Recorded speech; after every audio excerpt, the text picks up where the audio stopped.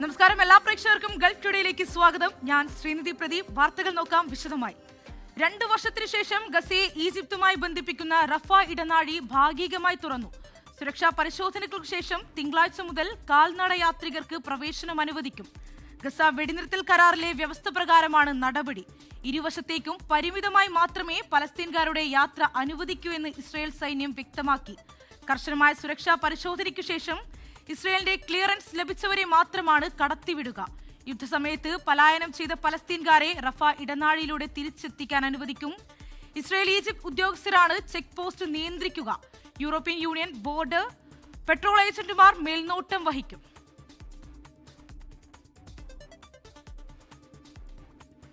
പ്രവാസികൾക്ക് ആശ്വാസമായി കേന്ദ്ര ബജറ്റ്. പ്രവാസികൾ നാട്ടിലെ വസ്തു വിൽക്കുമ്പോഴുള്ള ആദായ നികുതി നടപടികളിലെ സങ്കീർണതകൾ ഒഴിവാക്കും. മുൻകൂർ നികുതി അടയ്ക്കാൻ തുക നിക്ഷേപിക്കാനും ടാക്സ് ഡിഡക്ഷൻ അക്കൗണ്ട് നമ്പറിന് പകരം ഇനി മുതൽ പാൻ കാർഡ് മതിയാകുമെന്ന് ധനമന്ത്രി നിർമ്മല സീതാരാമൻ പ്രഖ്യാപിച്ചു. നാട്ടിലെ വീടോ വസ്തുവോ വിൽക്കുമ്പോൾ പ്രവാസികൾ നേരിടുന്ന ബുദ്ധിമുട്ടുകൾക്കാണ് പുതിയ ബജറ്റോടെ പരിഹാരമായത്. വീടോ വസ്തുവോ വിൽക്കുമ്പോൾ വിൽപ്പന തുകയിൽ നിന്നും മുൻകൂർ നികുതി അടയ്ക്കാനും തുക നിക്ഷേപിക്കാനും ടാക്സ് ഡിഡക്ഷൻ അക്കൗണ്ട് നമ്പർ അഥവാ ടാൻ വേണമെന്നായിരുന്നു ഇതുവരെയുള്ള ചട്ടം. ഈ നമ്പർ എടുക്കാനുള്ള ബുദ്ധിമുട്ടുകൾ കാരണം വിൽപ്പന വൈകാനും മുടങ്ങാനും ഇടയാക്കിയിരുന്നു. എന്നാൽ ഇനി മുതൽ TDS പിടിക്കാൻ ടാനിന് പകരം പാൻ കാർഡ് മതിയാകുമെന്ന് ധനമന്ത്രി പ്രഖ്യാപിച്ചു.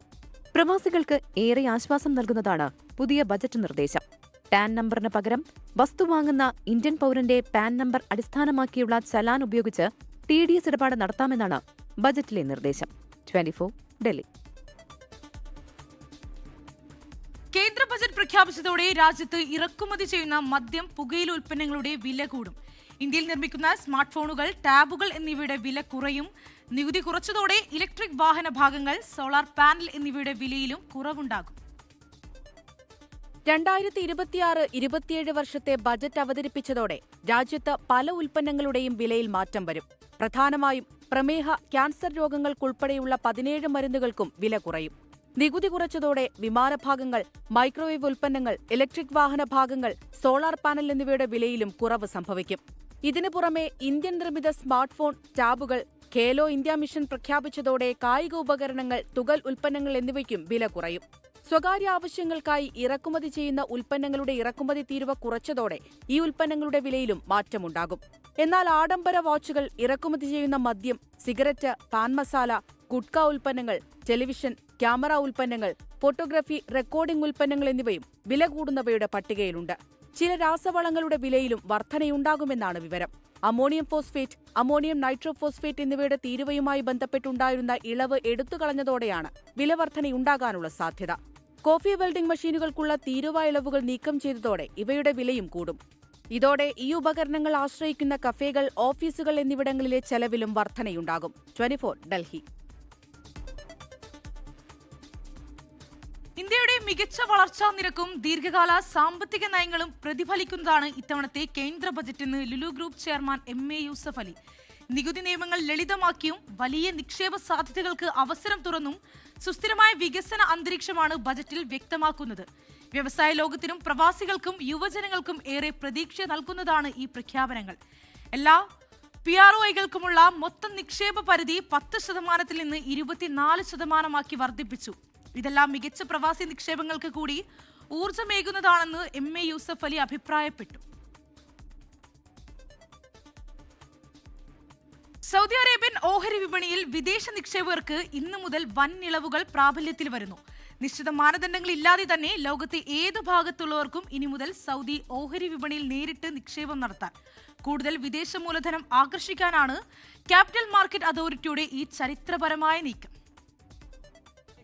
വിപണിക്ക് കരുത്താകുന്ന പ്രഖ്യാപനങ്ങൾക്കായുള്ള കാത്തിരിപ്പ് വീണ്ടും അസ്ഥാനത്തായി. വിപണിയിൽ നിന്നുള്ള വരുമാനത്തിലേക്കായിരുന്നു ഇത്തവണയും ബജറ്റിന്റെ കണ്ണ്. ഓഹരി വിപണിയിൽ ഡെറിവേറ്റീവ് വിഭാഗത്തിൽ ഫ്യൂച്ചേഴ്സ് ആൻഡ് ഓപ്ഷൻസ് ഇടപാടുകൾക്ക് ബാധകമായ സെക്യൂരിറ്റി ട്രാൻസാക്ഷൻ ടാസ്ക് ബജറ്റിൽ വർദ്ധിപ്പിച്ചു. 0.02 നിന്ന് 0.05 വർദ്ധിപ്പിച്ചത്. ഓപ്ഷൻ കോൺട്രാക്റ്റുകൾക്കുള്ള STTയും വർദ്ധിപ്പിച്ചു. വിപണിയിൽ ശതകോടികൾ ഇടപാട് നടക്കുന്ന ഡെറിവേറ്റീവ് വിഭാഗത്തിൽ ഇനിയുമുണ്ട് നികുതി ഭാരം. ഇതോടെ ഇടപാടുകൾക്ക് ചിലവേറും. ധനക്കമ്മി GDPയുടെ 4.3% നിലനിർത്തി. അടുത്ത വർഷത്തേക്കുള്ള ധനക്കമ്മി കുറച്ചു നിശ്ചയിക്കുമെന്നായിരുന്നു പ്രതീക്ഷിച്ചിരുന്നത്. സർക്കാരിന്റെ കടമെടുപ്പ് പരിധി 17.2 ലക്ഷം കോടിയായി വരുമെന്നും ബജറ്റിൽ പ്രഖ്യാപനമുണ്ടായി. അതോടെ ബോണ്ട് വിപണിയിലും ആശങ്ക ഉയർന്നു. പ്രതിരോധ ബജറ്റിൽ 1 ലക്ഷം കോടിയുടെ വർധനയുണ്ടായിട്ടും പ്രതിരോധ ഓഹരികൾ വലിയ തോതിലിടിഞ്ഞു. ബജറ്റിൽ വർധനയുണ്ടായെങ്കിലും പ്രത്യേക വൻ പദ്ധതികളോ പ്രഖ്യാപനങ്ങളോ ഉണ്ടായിരുന്നില്ല. വിദേശ നിക്ഷേപകരെ ഇന്ത്യൻ വിപണിയിലേക്ക് തിരികെ വിളിക്കുന്ന തരം പ്രഖ്യാപനങ്ങളും ബജറ്റിൽ ഉണ്ടാവാത്തതിലും നിക്ഷേപകർക്ക് നിരാശയുണ്ട്. 24 മുംബൈ. UAE-യിൽ റമദാൻ വ്രതാരംഭം ഫെബ്രുവരി 19-നായിരിക്കുമെന്ന് ഇന്റർനാഷണൽ ആസ്ട്രോണമി സെന്റർ. ഫെബ്രുവരി 17-ന് മാസപ്പിറവി കാണാനിടയില്ല. UAE-യിലുടനീളം റമദാനെ വരവേൽക്കാനുള്ള ഒരുക്കങ്ങൾ ആരംഭിച്ചു. ഷാബാൻ മാസം 30 പൂർത്തിയാക്കിയ ശേഷം ഫെബ്രുവരി 19 വ്യാഴാഴ്ച റമദാൻ ആരംഭിക്കുമെന്നാണ് അബുദാബി കേന്ദ്രീകരിച്ച് പ്രവർത്തിക്കുന്ന ഇന്റർനാഷണൽ ആസ്ട്രോണമി സെന്റർ പറയുന്നത്. ഫെബ്രുവരി 17 ചൊവ്വാഴ്ച സൂര്യൻ അസ്തമിക്കും മുൻപ് ചന്ദ്രൻ അസ്തമിക്കും. അതിനാൽ അന്ന് പിറ കാണാനാകില്ല. നഗ്നനേത്രങ്ങൾ കൊണ്ട് മാത്രമല്ല, ടെലസ്കോപ്പ് ഉൾപ്പെടെയുള്ള ഏത് ഉപകരണങ്ങൾ കൊണ്ടും അന്ന് പിറ കാണാനാകില്ലെന്നാണ് ഇന്റർനാഷണൽ ആസ്ട്രോണമി സെന്റർ വ്യക്തമാക്കുന്നത്. സൗദി അറേബ്യ ഉൾപ്പെടെയുള്ള അറബ് രാജ്യങ്ങളിലും റമദാൻ ഫെബ്രുവരി 19-നായിരിക്കാനാണ് സാധ്യത. പാകിസ്ഥാൻ, ബംഗ്ലാദേശ്, ഇറാൻ, മൊറോക്കോ തുടങ്ങിയ രാജ്യങ്ങളിൽ 19-നോ 20-നോ റമദാൻ തുടങ്ങും. പിറ കണ്ടതായി വ്യാജ വിവരങ്ങൾ കൈമാറരുതെന്നും നിർദ്ദേശമുണ്ട്. UAE-യിലെ മസ്ജിദുകളിൽ റമദാനെ വരവേൽക്കാനുള്ള ഒരുക്കങ്ങൾ ആരംഭിച്ചു. കോവിഡ് വ്യാപനത്തെ തുടർന്ന് മിതപ്പെടുത്തിയിരുന്ന നോമ്പുതുറ കഴിഞ്ഞ വർഷം മുതൽ വീണ്ടും സജീവമായിരുന്നു. ടെന്റുകൾ ഒരുക്കി നോമ്പുതുറ വിപുലീകരിക്കാനുള്ള നീക്കത്തിലാണ് മസ്ജിദ് പരിപാലന സമിതികൾ. 24 ദുബായ്. വിദേശ ഉംറ ഏജൻസികൾക്കെതിരെ ഹജ്ജ് ഉംറ മന്ത്രാലയത്തിന്റെ കർശന നടപടി. സേവനങ്ങളിൽ വീഴ്ച വരുത്തിയ 1800 വിദേശ ട്രാവൽ ഏജൻസികളുടെ പ്രവർത്തനങ്ങൾ മന്ത്രാലയം താൽക്കാലികമായി നിർത്തിവെച്ചു. ഈ ഏജൻസികൾക്ക് 10 ദിവസത്തിനുള്ളിൽ പോരായ്മകൾ പരിഹരിക്കാൻ സമയവും അനുവദിച്ചിട്ടുണ്ട്. ഉംറ തീർത്ഥാടകർക്ക് മികച്ച സേവനം ഉറപ്പാക്കുക എന്ന ലക്ഷ്യത്തോടെയാണ് സൗദി ഹജ്ജ് ഉംറ മന്ത്രാലയത്തിന്റെ പുതിയ നടപടി. വിദേശ രാജ്യങ്ങളിൽ പ്രവർത്തിക്കുന്ന 5800 ഉംറ ഏജൻസികളിൽ 1800 ഏജൻസികൾക്കാണ് നിലവിൽ വിലക്കേർപ്പെടുത്തിയിരിക്കുന്നത്. സേവന നിലവാരത്തിലെ കുറവുകളും കരാർ വ്യവസ്ഥകൾ പാലിക്കാത്തതുമാണ് പ്രധാന വീഴ്ചകൾ. നിലവിൽ ഈ ഏജൻസികൾ വഴി പുതിയ വിസകൾ അനുവദിക്കുന്നത് നിർത്തിവച്ചിട്ടുണ്ട്. എന്നാൽ ഇതിനകം വിസ ലഭിച്ചവർക്കും ബുക്കിംഗ് പൂർത്തിയാക്കിയവർക്കും ആശങ്കപ്പെടേണ്ട സാഹചര്യമില്ല. അവരുടെ യാത്രകളും സേവനങ്ങളും തടസ്സമില്ലാതെ തുടരുമെന്ന് മന്ത്രാലയം വ്യക്തമാക്കി. 10 ദിവസത്തെ സമയമാണ് ഏജൻസികൾക്ക് തങ്ങളുടെ പോരായ്മകൾ തിരുത്താൻ നൽകിയിരിക്കുന്നത്. ഈ കാലാവധിക്കുള്ളിൽ മാനദണ്ഡങ്ങൾ പാലിക്കുന്ന ഏജൻസികളുടെ സേവനം പുനഃസ്ഥാപിക്കും. അല്ലാത്തപക്ഷം ഈ ഏജൻസികൾക്കെതിരെ പിഴ അടക്കമുള്ള കർശന നിയമ നടപടികൾ സ്വീകരിക്കുമെന്ന് മന്ത്രാലയ വക്താവ് ഡോക്ടർ ഗസാൻ അൽ നൊയ്മി അറിയിച്ചു. തീർത്ഥാടകരുടെ അവകാശങ്ങൾ സംരക്ഷിക്കുന്നതിനും സേവനങ്ങളിൽ സുതാര്യത ഉറപ്പാക്കുന്നതിനും നിരന്തരമായ മൂല്യനിർണ്ണയവും നിരീക്ഷണവും തുടരുമെന്നും അധികൃതർ അറിയിച്ചു.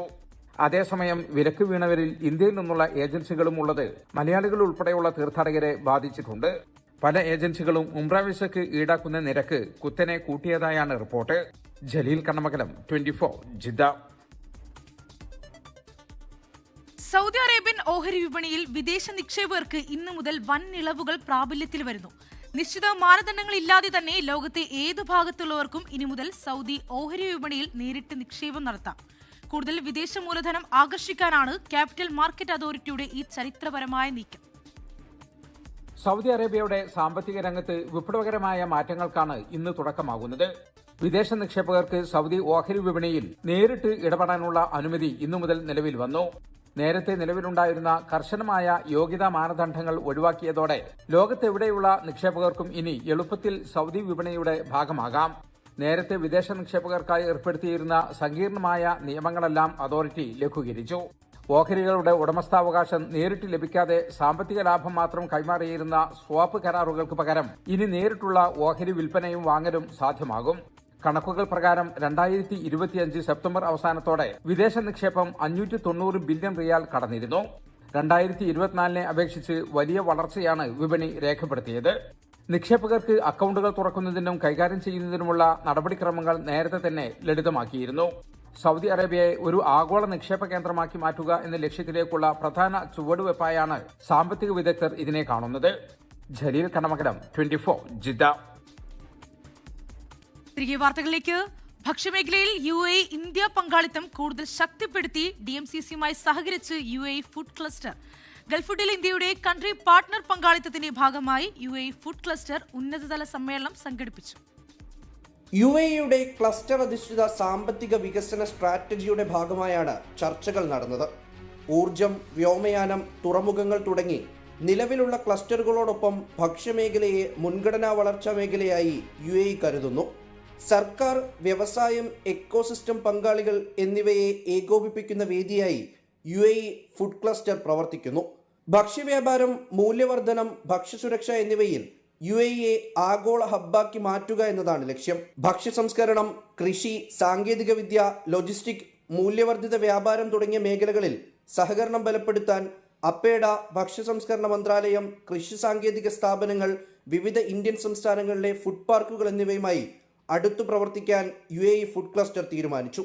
ഇന്ത്യ UAE അന്താരാഷ്ട്ര വിപണിയിലേക്കുള്ള ഭക്ഷ്യ ഉൽപ്പന്നങ്ങളുടെ ഇറക്കുമതി, കയറ്റുമതി, റീ എക്സ്പോർട്ട് എന്നിവ സുഗമമാക്കുന്നതിന് ഭക്ഷ്യമാനദണ്ഡങ്ങളും ചട്ടങ്ങളും ഏകീകരിക്കുന്നതിനുള്ള മന്ത്രിതല ശ്രമങ്ങളും അംഗീകരിക്കപ്പെട്ടു.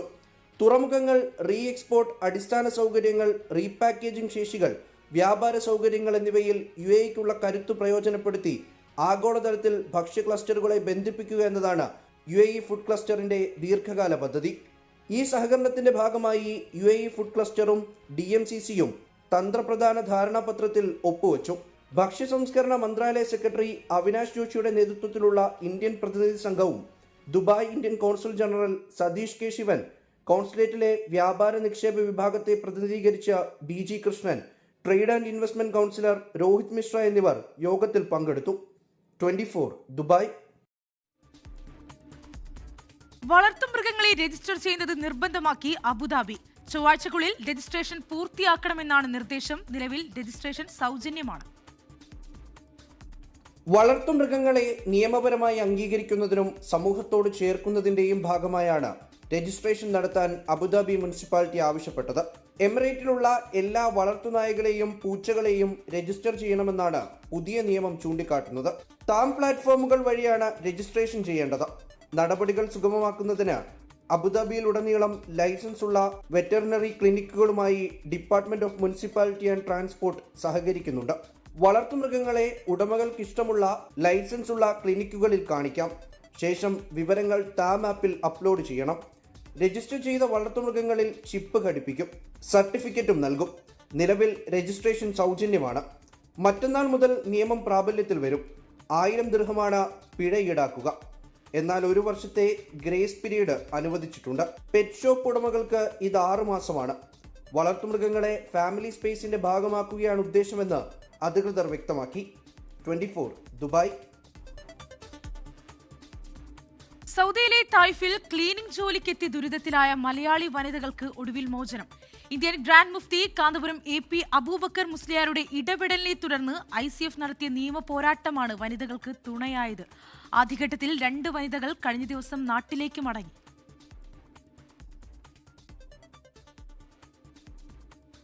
ത്വായിഫിലെ വാദി മുഹ്റം മീഖാത്തിൽ ജോലിക്കെത്തിയ 6 മലയാളി സ്ത്രീകളാണ് കഴിഞ്ഞ 2 വർഷമായി ദുരിതത്തിലായത്. താമസരേഖയായ ഇഖാമ പുതുക്കി നൽകാനോ മാസങ്ങളോളം ശമ്പളം നൽകാനോ കമ്പനി തയ്യാറായില്ല. ഇതിനിടെ നീതിക്കായി ശബ്ദമുയർത്തിയ മലപ്പുറം സ്വദേശിനി സൗജത്തിനെ സൂപ്പർവൈസർ ക്രൂരമായി മർദ്ദിച്ചതോടെയാണ് കാര്യങ്ങൾ വഷളായത്. വിഷയം ശ്രദ്ധയിൽപ്പെട്ടതോടെ Indian grand mufti Kanthapuram AP Abubakar Musliyar company അധികൃതരുമായി ചർച്ച നടത്തി. തുടർന്ന് ICF പ്രവർത്തകർ നിയമസഹായവുമായി രംഗത്തെത്തി. ലേബർ ഓഫീസ് മുതൽ പ്രോസിക്യൂഷൻ വരെ നീണ്ട നിരന്തരമായ ഇടപെടൽ വഴി ശമ്പള കുടിശ്ശികയും നാട്ടിലേക്കുള്ള ടിക്കറ്റും കമ്പനി നൽകി. മർദ്ദനമേറ്റ സൗജത്തിന് മികച്ച ചികിത്സ ഉറപ്പാക്കിയ ICF പ്രവർത്തകർ അക്രമിയായ സൂപ്പർവൈസറെ നിയമത്തിന് മുന്നിൽ എത്തിക്കുകയും ചെയ്തു. സാലറി ഇല്ലാതെ റൂമിൽ കയറിയിരുന്നു. അപ്പോഴത്തേന് മുൻഡീസ് വിളിച്ചിട്ട് പറഞ്ഞു ഞങ്ങളെന്താ ജോലിക്ക് ഇറങ്ങാത്തതെന്ന് ചോദിച്ചു. അപ്പോൾ ഞങ്ങൾ പറഞ്ഞു സാലറി ഇല്ലാതെ ഞങ്ങൾ ഇറങ്ങത്തില്ല, അപ്പോൾ സാലറി തരാൻ പറ്റത്തില്ല, നിങ്ങൾ ഇറങ്ങിയേ പറ്റത്തുള്ളൂ, അല്ലെ ഞങ്ങൾ പോലീസിനെ കൊണ്ട് പിടിപ്പിക്കുന്നു. വന്നതിന് ശേഷം ഞങ്ങൾക്ക് ആദ്യം തൊട്ടേ ഞങ്ങൾക്ക് സാലറിയുടെ കാര്യം വലിയ പ്രശ്നമായിരുന്നു. 1 മാസം സാലറി 1 മാസം 2 മാസം ആയാലും ഞങ്ങൾക്ക് സാലറി കിട്ടാറില്ലായിരുന്നു. അതിനുശേഷം ഞങ്ങൾ ഏജൻസികളെ അവരെല്ലാം വിളിച്ച് ഞങ്ങൾക്ക് പ്രശ്നം ഉണ്ടാക്കി. അങ്ങനെ പല വഴി നോക്കിയാകുമ്പോൾ ഞങ്ങൾക്ക് 1 മാസം സാലറി തരും. അതിനുശേഷം പിന്നെയും 3 മാസം 4 മാസം സാലറി പെൻഡിങ് വരും. വരും ദിവസങ്ങളിൽ ബാക്കിയുള്ളവരും പ്രിയപ്പെട്ടവരുടെ അടുത്തേക്ക് മടങ്ങും.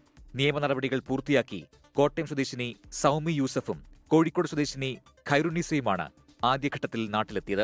മറ്റ് 4 പേരെ കൂടി ഉടൻ നാട്ടിലെത്തിക്കാനുള്ള ശ്രമങ്ങൾ തുടരുകയാണ്. ഞങ്ങളില്ലായിരുന്നു ഞങ്ങൾ എന്തായി തീരുമെന്ന് പോലും ഞങ്ങൾക്ക് അറിയത്തില്ല. ഇപ്പം അൽഹംദുലില്ലാ ഞങ്ങൾ 2 പേർക്ക് എക്സിറ്റായി. ബാക്കി ഞങ്ങൾ 4 പേരും കൂടെ ബാക്കിയുണ്ട്. അവരും ഉടനെ തന്നെ ഞങ്ങളെല്ലാവരും നാട്ടിൽ പോകാനെല്ലാം അവർ കൂടെ നിന്ന് ഇന്ന് വരെ ഇപ്പോഴും ഞങ്ങളുടെ കൂടെയുണ്ട്. കോട്ടയം, കോഴിക്കോട്, ആലപ്പുഴ, മലപ്പുറം ജില്ലകളിൽ നിന്നുള്ളവരാണ് ഈ സ്ത്രീകൾ. നിയമ നടപടികൾക്ക് ഉറച്ച പിന്തുണ നൽകിയ സൗദിയിലെ ക്രിമിനൽ കോടതി, labour office, passport office, prosecution, Indian consulate എന്നിവയ്ക്ക് ICF നന്ദി പറഞ്ഞു. RM ത്വൽഹത്ത്, കബീർ മുസ്ലിയാർ, സലാമേലാട്, ജമാൽ മുക്കം തുടങ്ങിയവരുടെ നേതൃത്വത്തിൽ വലിയൊരു സംഘം തന്നെ ഈ ദൗത്യത്തിനു പിന്നിൽ പ്രവർത്തിച്ചിരുന്നു. 24 ജിദ്ദ.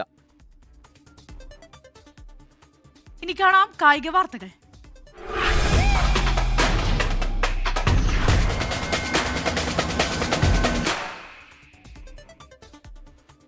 യുണൈറ്റഡ് ARK ഗ്രൂപ്പിന്റെ കീഴിലുള്ള ക്ലബ് യുണൈറ്റഡ് അൽകോബാർ ഗൊസൈബി സ്റ്റേഡിയത്തിൽ സംഘടിപ്പിച്ചു വന്ന വിന്റർ കപ്പിന് ഉജ്ജ്വല സമാപനം. 3 വാരാന്ത്യങ്ങളിലായി സംഘടിപ്പിച്ച ഫുട്ബോൾ മേളയിൽ പ്രമുഖ താരങ്ങൾ വിവിധ ടീമുകൾക്ക് വേണ്ടി ബൂട്ടണിഞ്ഞു. ഫൈനൽ മത്സരത്തിൽ ഏകപക്ഷീയമായ 1 ഗോളിന് ക്ലബ് ദാർ അസിഹയെ പരാജയപ്പെടുത്തി ഇറാം സ്ട്രൈക്കേഴ്സ് കിരീടം സ്വന്തമാക്കി. യുണൈറ്റഡ് AR ഗ്രൂപ്പിന്റെ കീഴിലുള്ള ക്ലബ് യുണൈറ്റഡ് അൽകോബാർ ഗൊസൈബി സ്റ്റേഡിയത്തിൽ സംഘടിപ്പിച്ചു വന്ന വിന്റർ കപ്പിനാണ് സമാപനമായത്. 3 വാരാന്ത്യങ്ങളിലായി സംഘടിപ്പിച്ച ഫുട്ബോൾ മേളയിൽ പ്രമുഖ താരങ്ങൾ വിവിധ ടീമുകൾക്ക് വേണ്ടി ബൂട്ടണിഞ്ഞു.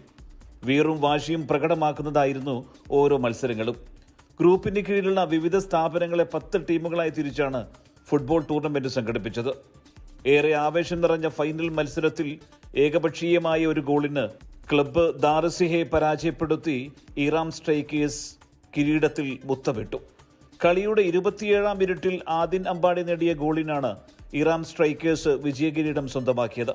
Iram holding CMD doctor Siddique Ahmed, RK group MD doctor Hassan Muhammad എന്നിവർ ചേർന്ന് വിജയികൾക്ക് ട്രോഫികൾ സമ്മാനിച്ചു.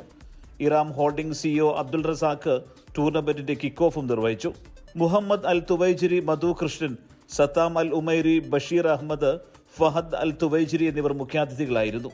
കുടുംബിനികളും കുട്ടികളും അടക്കം നിരവധി പേർ ഫൈനൽ പോരാട്ടത്തിന് ആവേശം പകരാൻ സ്റ്റേഡിയത്തിലേക്കെത്തി. ഫൈസൽ കാളിക്കാവ്, നിസാം ചെമ്മാട്, സുബൈർ കത്തായിക്കൽ, ഫൈസൽ കുന്നത്ത്, സാജൻ PV, അജ്മൽ ആദം, ഇർഷാദ് KP, അഫ്സൽ കലാം എന്നിവർ ഫുട്ബോൾ മാമാങ്കത്തിന് നേതൃത്വം നൽകി. സുബൈറുദ്ദീനൂർ, 24 ദമാം. 2020 ലോകകപ്പിലെ ഇന്ത്യക്കെതിരായ മത്സരം ബഹിഷ്കരിച്ച് പാകിസ്ഥാൻ. ലോകകപ്പിൽ കളിക്കാൻ ടീമിന് അനുമതി നൽകിയ പാകിസ്ഥാൻ സർക്കാർ ഇന്ത്യക്കെതിരായ മത്സരത്തിൽ നിന്ന് വിട്ടുനിൽക്കുമെന്ന് ഔദ്യോഗികമായി പ്രഖ്യാപിച്ചു. പാകിസ്ഥാൻ ക്രിക്കറ്റ് ബോർഡിന്റെ അറിയിപ്പിനായി കാത്തിരിക്കുകയാണെന്നും എല്ലാവർക്കും സ്വീകാര്യമായ നിലപാട് സ്വീകരിക്കുമെന്നും ICC അറിയിച്ചു. 2020 ലോകകപ്പിലെ ആദ്യ പന്തെറിയും മുമ്പേ ടീം ഇന്ത്യക്ക് 2 പോയിന്റ്. ഇന്ത്യക്കെതിരായ മത്സരം ബഹിഷ്കരിക്കുമെന്ന പാകിസ്ഥാന്റെ പ്രഖ്യാപനമാണ് നിലവിലെ ചാമ്പ്യൻസിന് ചുമ്മാ 2 പോയിന്റ് സമ്മാനിച്ചത്. ഫെബ്രുവരി 15-ന് ശ്രീലങ്കയിലെ കൊളംബോയിലായിരുന്നു ക്രിക്കറ്റ് ലോകം ഒന്നടങ്കം കാത്തിരുന്ന ഇന്ത്യ-പാകിസ്ഥാൻ പോരാട്ടം. പാകിസ്ഥാൻ ടീമിന് ലോകകപ്പിൽ കളിക്കാൻ അനുമതി നൽകിയ സർക്കാർ പക്ഷേ ഇന്ത്യക്കെതിരായ മത്സരത്തിൽ നിന്ന് വിട്ടുനിൽക്കുമെന്ന് ഔദ്യോഗികമായി പ്രഖ്യാപിക്കുകയായിരുന്നു. ബംഗ്ലാദേശിനെ ലോകകപ്പിൽ നിന്ന് പുറത്താക്കിയ ICC നടപടിയിൽ പ്രതിഷേധിച്ചാണ് പാകിസ്ഥാന്റെ ബോയ്ക്കോട്ട്. ICCക്ക് ഇരട്ട നീതിയെന്നും ഇന്ത്യയോട് അനുകൂല നിലപാടാണെന്നും പാകിസ്ഥാന്റെ ആരോപണം. ആദ്യം ലോകകപ്പ് ഒന്നടങ്കം ബഹിഷ്കരിക്കുമെന്ന് പറഞ്ഞ പാകിസ്ഥാൻ ICCയിൽ നിന്ന് കടുത്ത നടപടി വരുമെന്ന് മനസ്സിലാക്കിയതോടെയാണ് ആ നീക്കം ഉപേക്ഷിച്ചത്. പകരം മറ്റ് ടീമുകൾക്കെതിരെ കളിക്കുമെങ്കിലും ഇന്ത്യക്കെതിരായ മത്സരത്തിൽ നിന്ന് മാത്രം വിട്ടുനിൽക്കും. ഗ്രൂപ്പ് റൗണ്ടിൽ ബഹിഷ്കരണം മൂലമുള്ള 2 പോയിന്റ് നഷ്ടം പാകിസ്ഥാന് മറികടക്കാമെങ്കിലും സൂപ്പർ 8ലും നോക്കൌട്ട് മത്സരങ്ങളിലും എന്തു ചെയ്യുമെന്ന് കണ്ടറിയണം. അവിടെയും ബഹിഷ്കരണമെങ്കിൽ ഇന്ത്യയെ ജേതാക്കളായി പ്രഖ്യാപിക്കും. Sports desk, 24. തിരികെ വാർത്തകളിലേക്ക്. ആശയങ്ങളുടെ സംവാദവേദി റെക്കോർഡുകളുടെ തിളക്കത്തിന്റെ വേദി കൂടിയായി മാറി. കൊച്ചിയിൽ ജെയിൻ യൂണിവേഴ്സിറ്റിയുടെ summit of future Guinness record നേട്ടം കൈവരിച്ചാണ് സമാപിച്ചത്. 401 പേർ പങ്കെടുത്ത റിലേ സ്പീച്ചാണ് സൂറത്തിൽ സൃഷ്ടിക്കപ്പെട്ട ലോക റെക്കോർഡ് മറികടന്നത്. 10 മണിക്കൂർ 25 മിനിറ്റ് 401 പേരുടെ നിർത്താത്ത പ്രസംഗം. ഒരാൾക്ക് പരമാവധി 3 മിനിറ്റ് വരെ സംസാരിക്കാം. ഒരു പ്രസംഗം തീർന്നാൽ 10 സെക്കൻഡിനുള്ളിൽ അടുത്ത പ്രസംഗം തുടങ്ങും. റിലീസ് സ്പീച്ചിന്റെ മാനദണ്ഡങ്ങൾ അപ്പാടെ പാലിച്ചുകൊണ്ട് കൊച്ചി ജെയിൻ യൂണിവേഴ്സിറ്റിയിൽ നടന്ന സമ്മിറ്റ് ഓഫ് ഫ്യൂച്ചർ ആശയങ്ങളുടെ സംവാദവേദി മാത്രമല്ല, ഗിന്നസ് റെക്കോർഡ് നേടിയാണ് സമാപിച്ചത്. ഗുജറാത്തിലെ സൂറത്തിൽ 313 പേർ പങ്കെടുത്ത റിലീസ് റെക്കോർഡാണ് കൊച്ചിയിൽ തിരുത്തി എഴുതിയത്. അഡ്ജൂഡിക്കേറ്റർ സ്വപ്നിൽ ധാക്കരിക്കൽ, Jain university new initiator director doctor Tom ജോസഫിനും pro vice chancellor professor doctor J ലതയ്ക്കും ബഹുമതി കൈമാറി.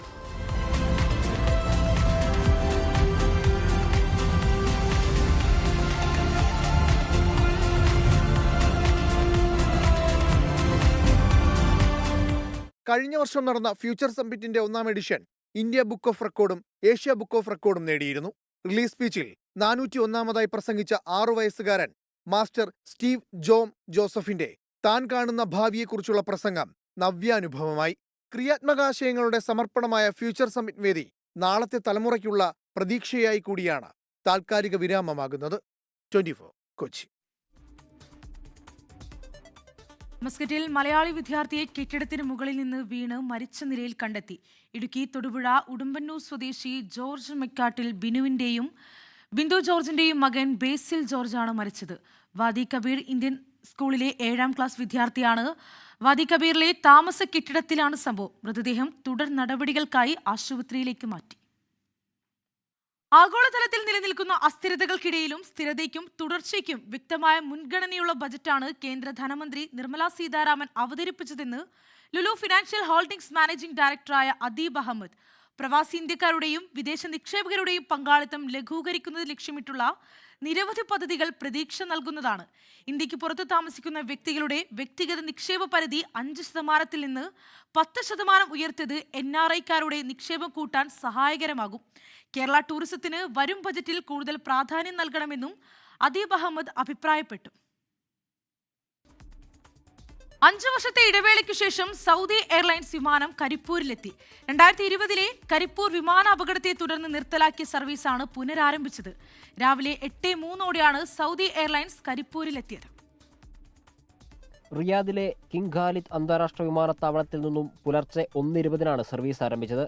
രാവിലെ 8:35-ന് കോഴിക്കോട് അന്താരാഷ്ട്ര വിമാനത്താവളത്തിൽ എത്തിച്ചേരേണ്ട വിമാനം 8:03-ന് തന്നെ എത്തി. സർവീസ് മികച്ചതെന്നും പ്രവാസികൾക്ക് ഗുണമെന്നും യാത്രക്കാർ. തിരികെ 9:35-ന് കരിപ്പൂരിൽ നിന്ന് ആരംഭിച്ച യാത്ര 12:50-ന് റിയാദിലുമെത്തി. ഇന്നു മുതൽ മാർച്ച് 14 വരെ ശനി, ഞായർ, ചൊവ്വ, വ്യാഴം ദിവസങ്ങളിലായിരിക്കും സർവീസ്. മാർച്ച് 15 മുതൽ മാർച്ച് 28 വരെ ബുധനൊഴികെയുള്ള ദിവസങ്ങളിൽ സർവീസ് ഉണ്ടാകും. അതിനുശേഷമുള്ള ഷെഡ്യൂൾ പിന്നീട് പ്രഖ്യാപിക്കും. സൗദി എയർലൈൻസിന്റെ ചെറിയ വിമാനമായ A320 നിയോ വിമാനമാണ് സർവീസ് നടത്തിയത്. കൊൽക്കളിയും അറബനമുട്ടും ശിങ്കാരിമേളവുമായി വൻ വരവേൽപ്പാണ് വിമാനത്തിന് നാട്ടുകാർ ഒരുക്കിയത്. 24 മലപ്പുറം. ഗൾഫ് ടുഡേ പൂർണ്ണമാവുകയാണ്. എല്ലാ പ്രേക്ഷകർക്കും ശുഭരാത്രി. നമസ്കാരം.